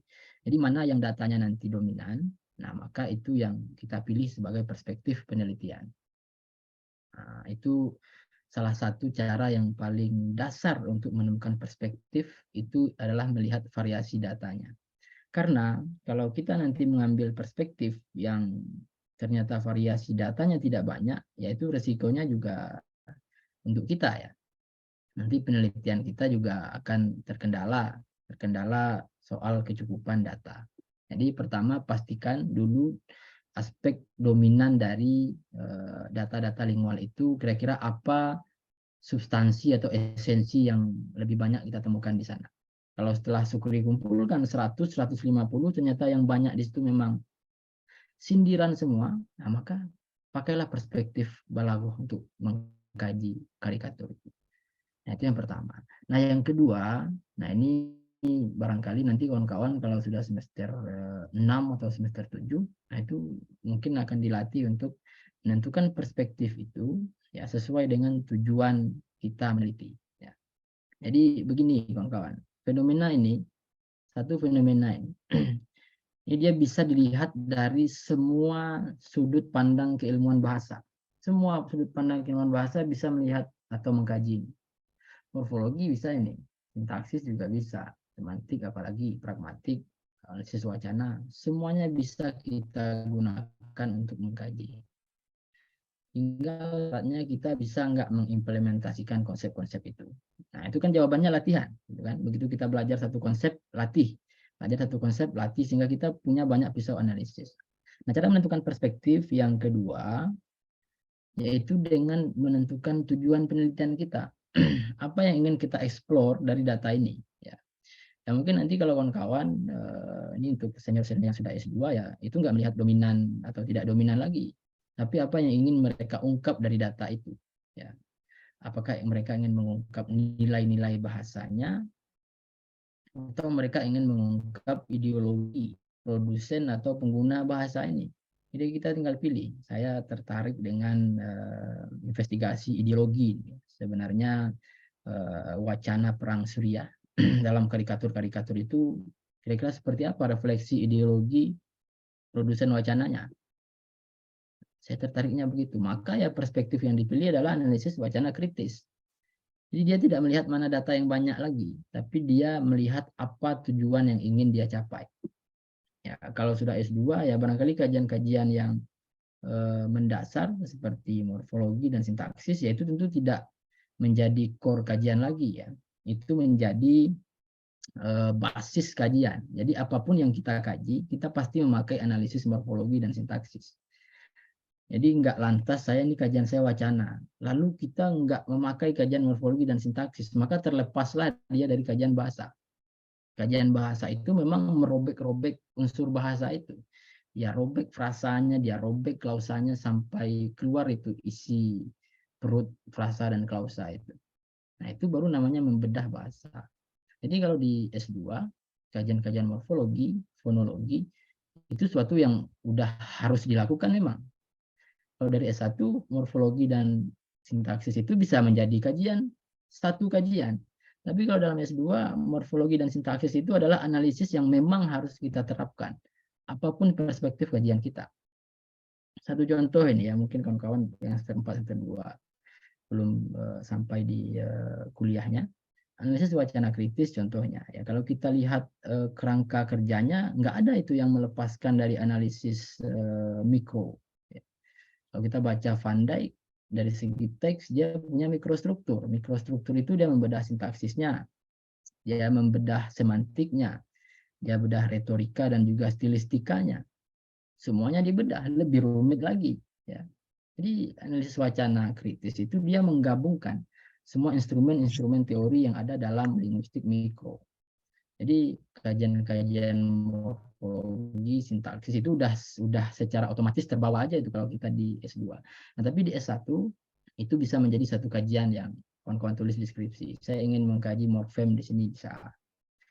Saya ingin mengkaji variasi atau jenis klausa di sini bisa ya, di skripsi. Tapi kalau tesis tentu tidak. Nah, jadi cara yang kedua, Sukri, ini barangkali menjadi cara yang dipakai oleh mahasiswa S2 ya, senior kawan-kawan. Misalnya ada dia yang sekarang kuliah di UIN Jogja, itu memilih perspektif berdasarkan tujuan kajian kita. Apa tujuan kajian yang lebih berdampak? Kalau morfologi dan sintaksis barangkali kurang berdampak ya, karena kita kan hanya mengurai bentuk-bentuk dan struktur ya. Tapi kalau kita mengurai ideologi produsen wacana, itu banyak hal yang bisa kita bongkar dan kita paparkan. Kita bisa mengatakan ini sebagai propaganda terorisme contohnya. Kita bisa mengatakan ini sebagai salah satu bentuk perang cyber contohnya. Itu nggak akan tembus itu oleh pisau-pisau morfologi dan sintaksis ya. Itu ranahnya critical discourse itu. Nah, jadi cara yang kedua dengan mengacu kepada tujuan kita meneliti. Tapi dari dua cara itu Sukri Bapak sarankan pilih cara yang pertama ya. Ketemu satu data, udah dapat daftar fenomenanya, telusuri lebih banyak data-data yang serupa, list fenomena-fenomena itu. Mana yang dominan, maka perspektif itu yang Sukri ambil. Sehingga nanti data Sukri cukup untuk lanjut ke tahap penelitiannya. Nah, begitu ya, Sukri. Nah, untuk pertanyaan dari Kak Zikra ya. Apa yang membedakan kajian bahasa Arab dengan kajian komunikasi? Nah, ini mungkin spesifiknya ke media massa tadi ya. Memang kalau kita lihat skripsi, teman-teman di Fakultas Dakwah itu banyak yang mengkaji berita. Ya, ada yang mengkaji analisis framing atau pola-pola pemberitaan gitu ya. Lalu anak BSA juga membahas berita dengan pisaunya sendiri pula. Nah, apa yang membedakan kedua kajian itu? Yang membedakan yang pertama kawan-kawan adalah teori utama yang digunakan. Ya. Kita itu teori utamanya teori bahasa atau teori komunikasi. Bagaimana cara melihat teori itu mana yang lebih dominan ya dari analisisnya.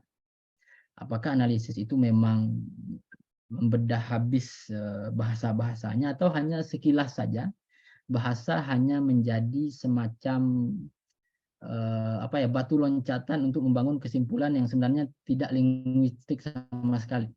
Contohnya framing. Framing itu kan bisa dikatakan sebagai ciri khas ilmu komunikasi ya. Kalau di linguistik dia tidak mengatakan framing, yang dia katakan itu adalah ideologi, karena ideologi itu salah satu unsur bahasa. Ya, unsur bahasa itu ada 5, bentuk, fungsi, makna, nilai, dan ideologi. Nah, itu yang pertama. Kita lihat apa sasaran kajiannya.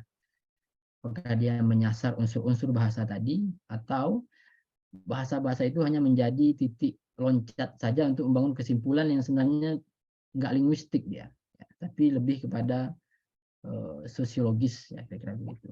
Nah, yang kedua ya dengan melihat cara analisisnya sendiri. Apakah memang analisis itu terfokus kepada bahasa atau terfokus kepada pola, skema secara umum. Ya. Framing itu kan kita melihat skema ya kawan-kawan. Bagaimana seorang penulis atau bagaimana berita itu disusun dari awal sampai akhir. Secara skematik seperti apa. Kita bisa tahu framingnya ini mengarah kemana. Nah, tapi kalau bahasa yang dia petakan di awal itu ya lingual-lingualnya itu. Nah, itu yang dibedah satu persatu. Jadi kalau ciri khasnya sudah kental dengan analisis bahasa, maka itulah kajian linguistik. Tapi kalau fokus kepada hal-hal yang sifatnya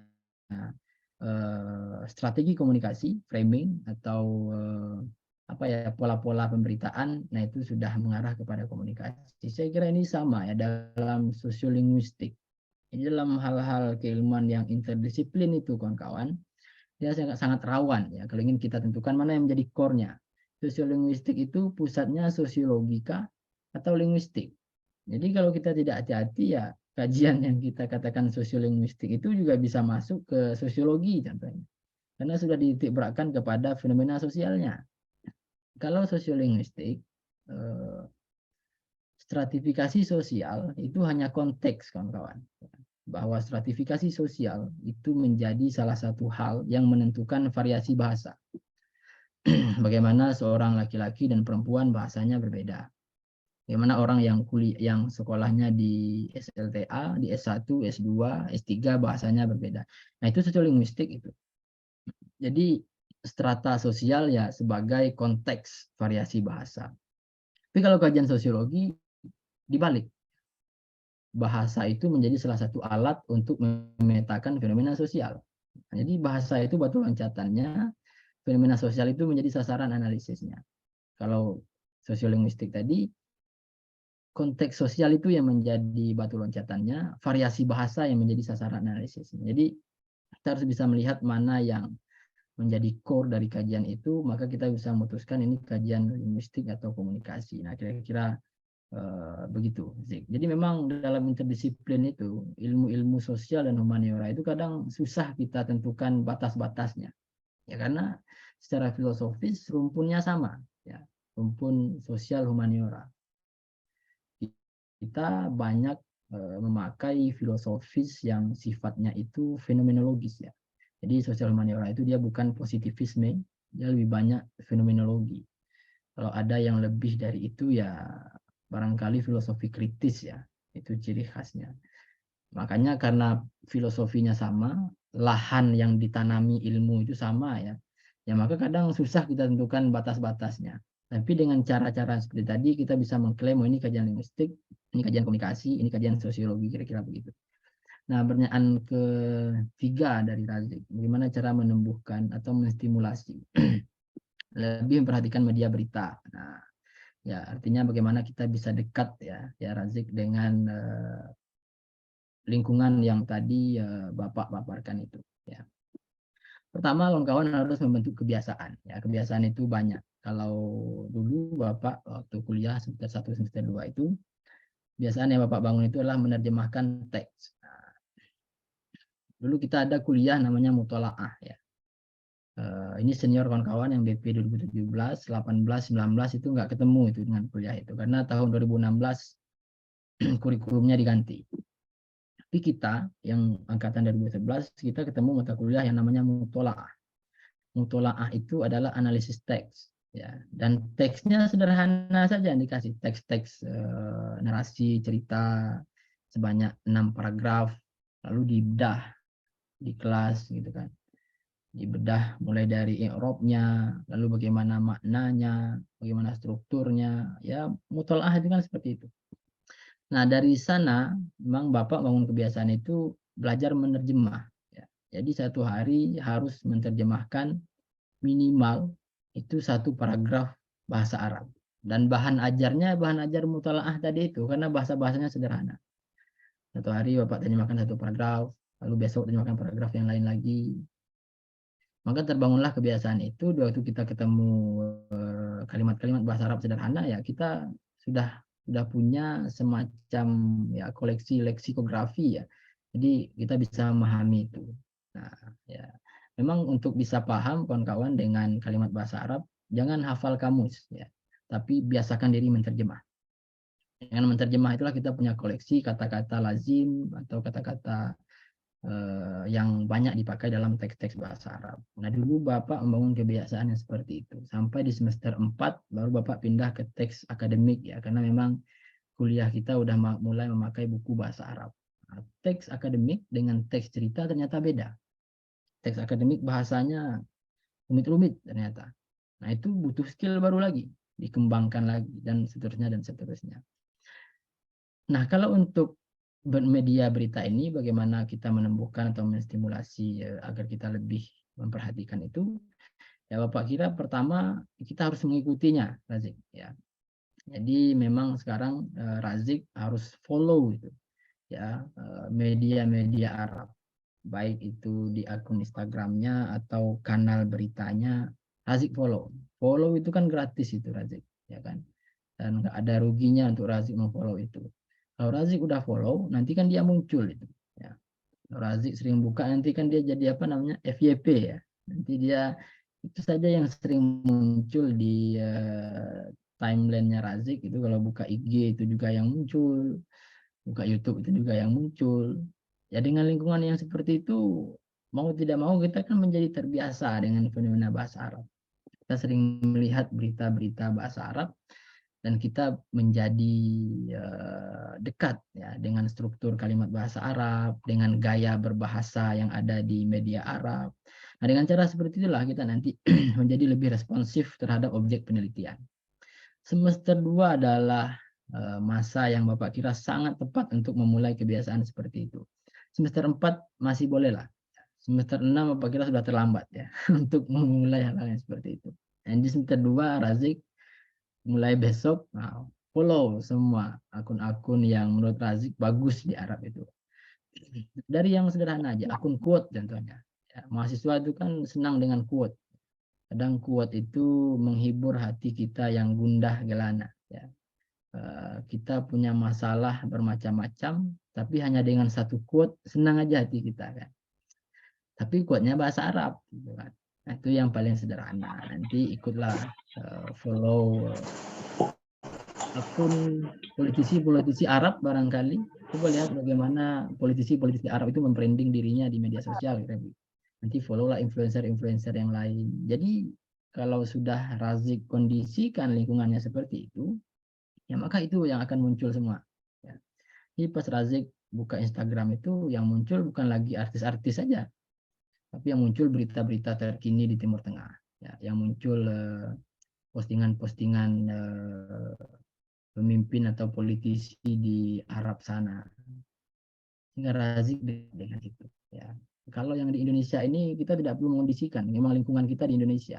Tapi yang di Arab ini harus kita kondisikan sedemikian rupa.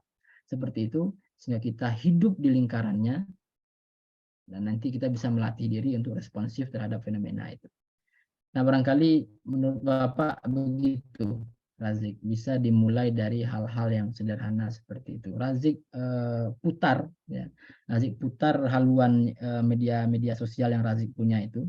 Nggak harus unfollow apa yang ada sekarang, maksud Bapak, tapi coba tambah wawasan, tambah lingkungannya dengan seperti yang Bapak jelaskan tadi.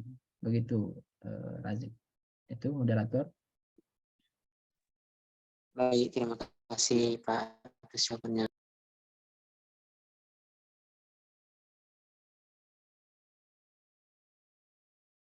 Baik, menimbang waktu masih tersisa sekitar 7 menit lagi untuk sesi tanya jawab.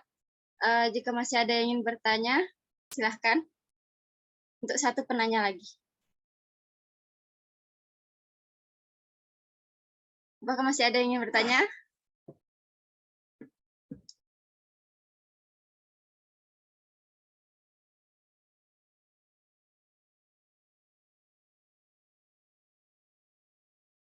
Atau sudah tidak ada lagi yang ingin bertanya? Kepada Bang Firly, silakan. Ya baik, terima kasih moderator. Saya rasa sangat menarik sekali ya tadi apa yang dipaparkan oleh Pak Refli. Sebentar, suara saya apakah terdengar? Terdengar. Iya baik. Wadih. Wadih, syukran ya Syukri. Saya kira sangat menarik sekali apa yang disampaikan Pak Refli tadi ya. Setidaknya teman-teman bisa menangkap tuh ada 3 ladang baru kalau saya lihat gitu, atau 3 ladang yang paling unik secara tidak langsung dipaparkan oleh Pak Refli tadi. Dan saya rasa ini harus gercep dari teman-teman itu sendiri gitu. Yang pertama itu kawan-kawan bisa meneliti tentang politisi Arab. Yang kedua tentang quotes, yang ketiga tentang meme. Dan itu menurut saya ladang yang sangat keseharian sekali di tangan teman-teman gitu. Nah, mungkin saya ingin nge-share sedikit. Kira-kira ini adalah ladang baru kalau menurut saya ya. Baru sekali bagi saya. Ini ada ladang satu lagi. Kemarin saya ke Perpus UIN Jogja. Saya menemukan mencari buku-buku baru gitu di Perpus. Tahunya saya ketemu bukunya Pak Erianto, Pak Refli. Buku Pak Erianto itu terbaru tahun 2022, baru kemarin. Buku Pak Erianto ini lebih spesifik membahas tentang analisis wacana media, analisis wacana kritis, analisis media gitu.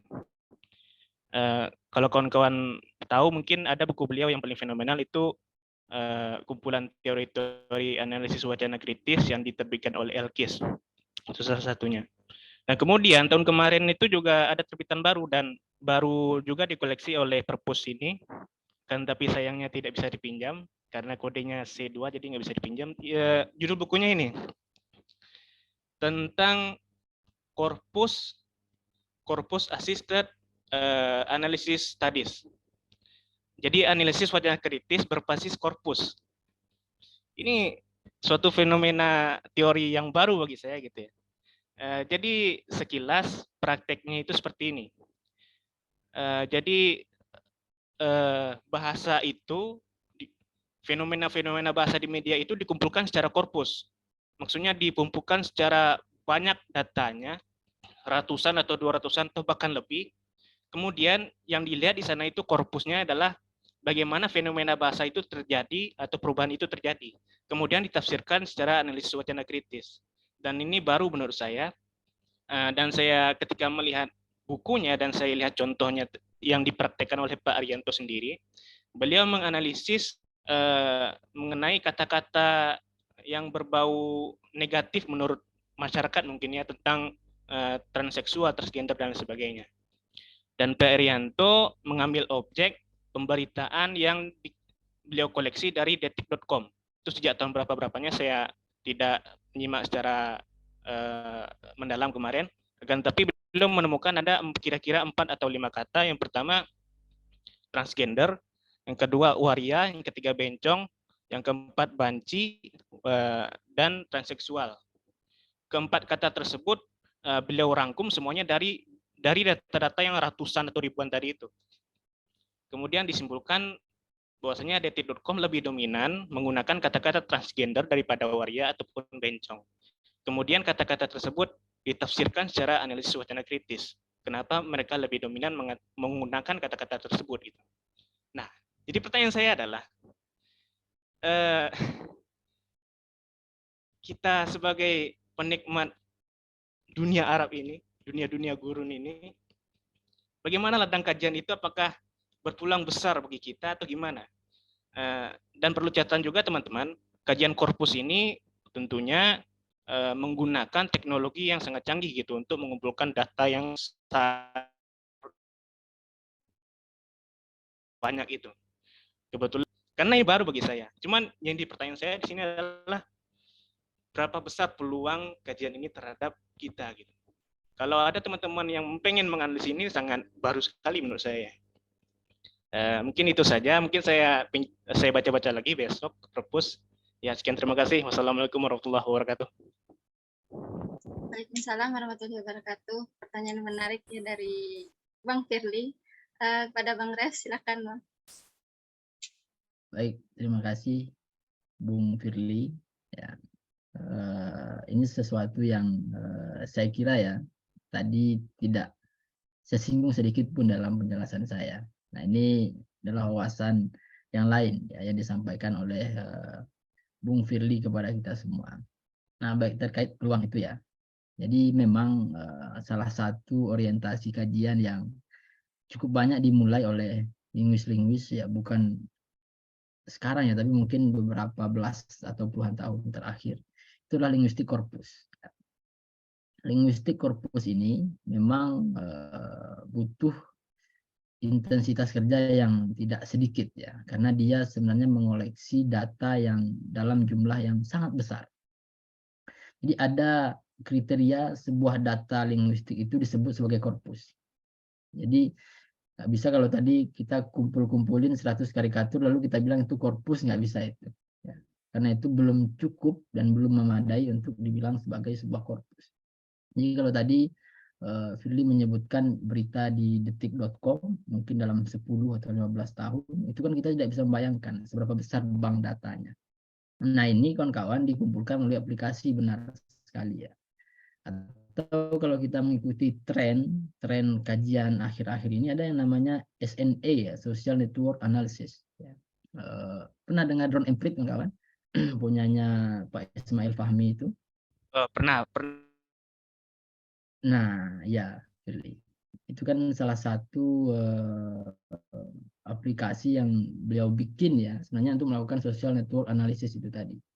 Jadi dia mengumpulkan data-data di media sosial, bisa Twitter atau Instagram dan Facebook, dalam jumlah yang sangat besar sekali. Ya. Disedot data-datanya melalui drone emprit itu. Nah, terkumpullah data jumlah besar, itu namanya baru korpus. Jadi data korpus itu sangat banyak dan kriterianya macam-macam. Ada yang bilang kalau itu kita ingin meneliti media itu ya mungkin 5 tahun atau 10 tahun baru data itu bisa disebut sebagai korpus. Seperti yang tadi Firly sebutkan tentang kata-kata yang dominan digunakan terkait transgender tadi itu. Jadi karena datanya banyak, itu pemetaannya lebih komprehensif. Ya. Nah, jadi kadar data itulah yang membuat dia bisa menjadi sebuah korpus. Nah, dalam bahasa Arab kira seperti apa peluangnya? Peluangnya sangat besar sekali ya, linguistik korpus dalam bahasa Arab. Saya sampai sekarang belum ketemu sebuah studi atau sebuah buku ya tentang korpus linguistik Arab itu. Ya. Tapi kalau kita cari buku-buku korpus linguistik yang basisnya itu Barat, banyak sekali ya. Tapi kajian di Arab, khususnya media-media itu yang sifatnya adalah korpus, saya belum ketemu. Mungkin pencarian saya belum sampai ke sana. Ya. Barangkali sudah ada, saya belum ketemu. Nah, sebenarnya belum ditemukannya itu adalah peluang untuk kita melakukannya. Tapi ya harus siap-siap dengan tantangannya, karena peluang itu dia bergandengan dengan tantangan. Ya. Jadi kerja linguistik korpus itu sangat menyita tenaga dan waktu sekali ya, karena kita memang harus mengoleksi data dalam jumlah yang sangat banyak, lalu semua data itu harus kita analisis, sehingga sampailah pada suatu kesimpulan, yang mana kesimpulan itu sangat kuat ya, karena dibangun berdasarkan data yang banyak tadi itu. Dalam bahasa Arab peluangnya saya kira sangat besar, tapi saya belum bisa memastikan ya apakah aplikasi-aplikasi seperti tadi itu bisa kita gunakan untuk membaca data berbahasa Arab. Ya. Seperti kemarin di diskusi riset itu kan kita juga belajar sedikit aplikasi itu ya, gimana kata kunci yang kemarin disebutkan. Ternyata setelah dimasukkan kata Arab nggak maksimal dia pencariannya, karena mungkin nggak didesain untuk itu. Nah, linguistik korpus dengan aplikasi-aplikasi yang ada, aplikasi penyedot data tadi itu ya dari media sosial, entah itu drone emprit-nya yang tadi saya sebutkan, atau nanti kita pakai Python dan lain sebagainya, apakah bisa itu juga menyerap yang berbahasa Arab? Nah, kita belum ketemu hasil kajiannya. Tapi kalau basis kerjanya sebenarnya ya memang kata kunci saja ya. Jadi kalau kita ingin menyerap data di Twitter dalam 2 tahun terakhir pakai aplikasi itu, apa kata kuncinya? Mungkin kita ingin cari yang hashtag atau pencarian yang biasa saja, nanti dia akan bekerja. Nah, nanti kita coba lihat ya, apakah itu sudah ada dilakukan dalam kajian bahasa Arab, dan kalau tidak, kira-kira bagaimana ya langkah-langkah atau gambaran kerjanya kalau ada yang ingin mengerjakan itu. Cuma sejauh ini ya, memang korpus itu garapannya peneliti-peneliti besar ya. Kalau kita yang tentunya kawan-kawan mahasiswa atau saya juga yang masih sangat terbatas ini, sebenarnya kajian korpus itu sangat besar sekali bagi kita. Tapi kalau kelompok peneliti yang memang sudah profesional, mereka punya banyak sumber daya ya, mungkin dari segi pendanaan ataupun juga perangkat-perangkat yang dibutuhkan, itu lahan mereka itu, linguistik korpus. Ya.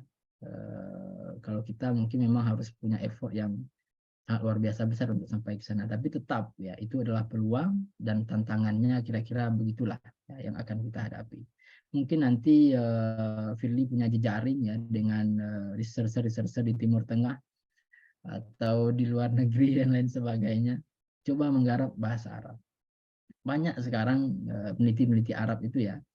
Kalau kita lihat ada KIS Vertig, itu dia sudah punya banyak sekali kajian-kajian tentang Arabic Linguistic Foundation ya. Apa judulnya? The Foundation of Arabic Linguistics. Itu berseri-seri bukunya. Nah, itu dia fokus ke sana ya. Mulai dari menjelaskan fondasi gramatikalnya, fondasi sosiokulturalnya dan lain sebagainya. Jadi kajian tentang bahasa Arab yang dilakukan oleh orang-orang orientalis ya itu sebenarnya sudah sangat masif. Cuman kita belum menemukan yang korpus itu sudah ada atau belum. Nanti kalau ada kita share ya. Jadi siapa yang ketemu itu kita share, tentu itu menjadi bahan yang sangat signifikan sekali dampaknya untuk pengayaan wawasan kita. Ya, barangkali itu. Jadi terima kasih ya atas wawasan barunya, luar biasa sekali. Kembalikan moderator. Baik, terima kasih kepada Bang Ref selaku pemantik diskusi kita pada malam hari ini. Tibanya kita sudah di ujung acara, maka bisa saya simpulkan dari diskusi kita pada malam hari ini, yaitu bahwa lanskap kajian bahasa Arab di dunia digital saat ini sangat banyak dan variatif, seperti dari media massa ataupun media sosial. Ini bisa dikaji dari perspektif mikrolinguistik ataupun makrolinguistik. Sudut pandang dari dua cakupan itu juga bisa kita jadikan sebagai pisau analisis kajian kita dengan cara membiasakan. Dengan baik itu dengan mengikuti media, membaca substansinya, hingga juga menemukan problem yang aktual pada saat ini. Baiklah, apresiasi setinggi-tingginya untuk pemantik diskusi kita yang telah membagikan ilmu terkait kajian linguistik Arab pada malam hari ini, dan juga apresiasi kepada seluruh peserta diskusi kita pada malam hari ini yang menyimak dengan antusias. Namun sebelum kita menutup acara kita pada malam hari ini, kita ambil dokumentasi dulu kepada seluruh peserta. Diharapkan untuk membuka kameranya sebentar. Kita akan mengambil dokumentasi dengan salam lisaniyah adawiyah komunitas kita. Seperti ini.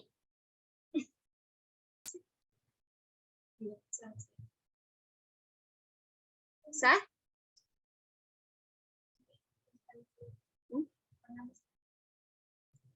Baik. 1, 2, 3. Slide selanjutnya. 1, 2, 3. Satu lagi. 1, 2, 3. Sudah. Terima kasih atas partisipasinya untuk pada seluruh anggota, seluruh peserta dari diskusi pada saat ini. Saya selaku moderator, apabila ada salah, saya minta maaf, dan terima kasih atas segala perhatian. Wassalamualaikum warahmatullahi wabarakatuh. Waalaikumsalam warahmatullahi wabarakatuh. Baiklah, selanjutnya saya kembalikan kepada MC.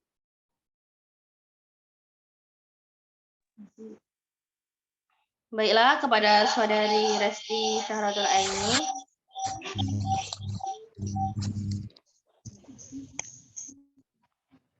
Dengan berakhirnya acara diskusi yang dipandu oleh pemantik yang sangat luar biasa ini, Kakanda Reflina DM.Hum, bagi peserta diharapkan untuk mengisi absensi yang telah dikirimkan di ruang chat.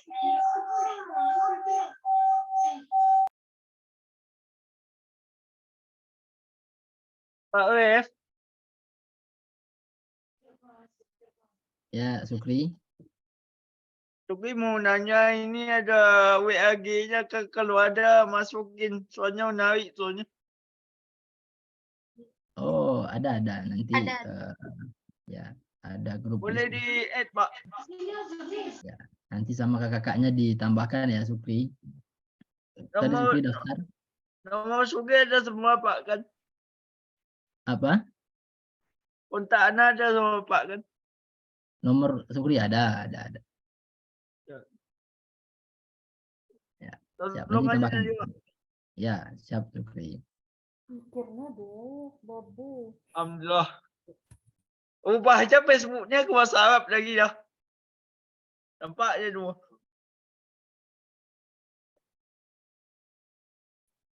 Baiklah, mari kita tutup acara kita pada malam hari ini dengan mengucapkan alhamdulillahirabbil alamin. Alhamdulillahirabbil alamin. Alhamdulillahirabbil alamin. Akhir, wassalamualaikum warahmatullahi wabarakatuh. Waalaikumsalam warahmatullahi wabarakatuh. Terima kasih teman-teman. Terima kasih banyak Pak Ref. Ya. Ya Buya.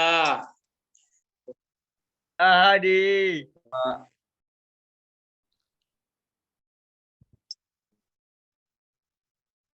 Ditunggu grupnya, Pak.